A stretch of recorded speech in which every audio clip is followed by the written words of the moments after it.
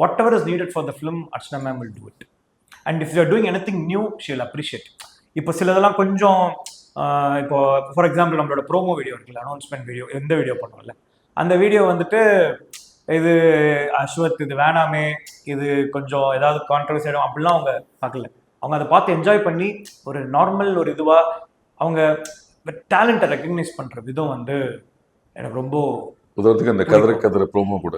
ஆமாம், அந்த ப்ரோமோ தான் அதுதான் சொல்கிறேன். அண்ட் அர்ச்சனா மேம் கிட்ட என்னன்னா you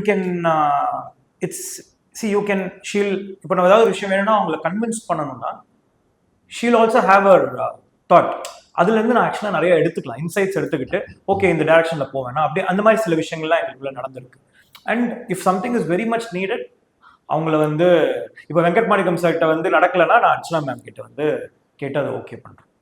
so she is that என்ன சொல்கிறது with one person whom as also அவங்க ஒரு விமன் ப்ரொடியூசர்ன்றதுனால எனக்கு இன்னும் அது எனக்கு ஒரு அழகாக இருக்குது அந்த ரிலேஷன்ஷிப்பு. ஏன்னா என்னோட ஃபர்ஸ்ட் படமும் ஒரு விமன் ப்ரொடியூசர் அண்ட் இவங்களும் வந்து ஒரு விமன் ப்ரொடியூசர். இவங்க கூட வந்து பேசும்போது இது பண்ணும்போது அந்த lot of respect that they show அந்த டைரக்டர் இருக்குல்ல, அது ரொம்ப அழகு. அண்ட் சில விஷயம்லாம் அவங்க என்ஜாய் பண்ணுறதை பார்த்தாலே அழகாக இருக்கும். நீங்கள் அர்ச்சனா மேம் கிட்ட சில விஷயம் போட்டு காமிச்சு அவங்க என்ஜாய் பண்ணுறதை பார்த்தாலே ரொம்ப அழகாக இருக்கும்.